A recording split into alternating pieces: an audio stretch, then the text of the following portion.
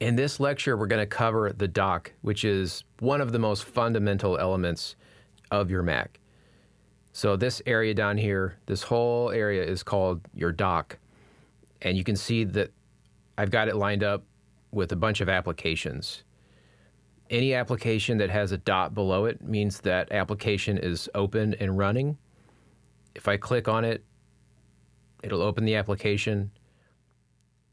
If I minimize this application, it goes down to this section of the dock where I have things minimized. Another way to get your application open, if it's minimized, is to alternate click on that application. I have a traditional mouse, so I'm going to right click, like actually right click, like you might on a Windows mouse. Or if you're on your Mac and you just have the trackpad, you can use 2 fingers and you click onto that application and you get this submenu. And when I do that, you can see that I have open one instance of Slack and I'm in the channel. It tells me that level of detail. So if I click that, it'll open the application.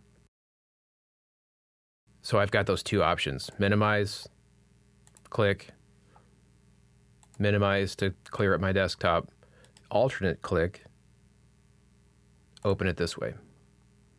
Let's say I wanted to close Slack. If I hit the red X, you'll notice that there's still a dot below Slack.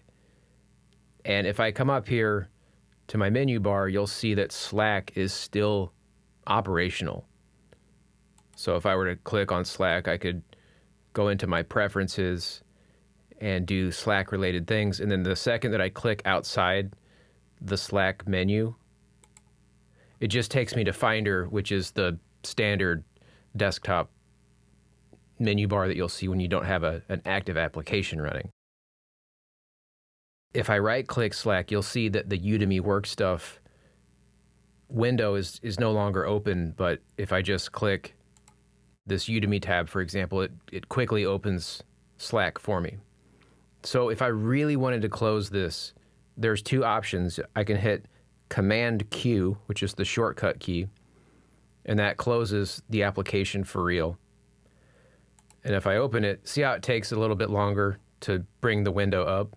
It has to reload the program, which is why if I just close it out, it closes that window. So it does save some CPU processing because that window is closed, but the application itself is still running in the background. So if I quit that, it really saves some CPU space because the program itself isn't running, but it would take me longer to open the program back up. Think about this like that debate about whether it's better to start your car and leave it running if you're going to come inside and do some stuff, or turn it off and then turn it back on. Like, does it use more gas to turn it on twice than to just turn it on once and let it run so it's theoretically burning on fumes or some gas savings? You can think of this in the same way. Like, if I just close this window, I'm saving some computing power. If I close the whole application, I'm definitely saving a lot more compute power, but it does take longer and more energy for my computer to open up the program versus just opening the instance of this window if the program is already running. So you have to play around with what works best for you, but that's the difference. So minimizing it just keeps that window active and the program running, whereas closing the window just leaves the program running, but I lose access to that particular window. Let's say that Slack wasn't pinned here like this. So I'll go ahead and close Slack using my shortcut key, Command Q. And then I'm going to alternate click on Slack and remove it from the dock. So Slack is no longer a part of my dock.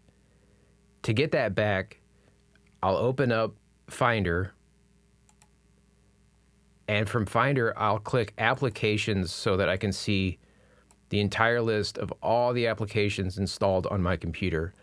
And you can see that I have quite a few. So one thing you can do is just click anywhere in here and then type the letter S to get to your programs that begin with the letter S. If I hit SL, I go down to Slack.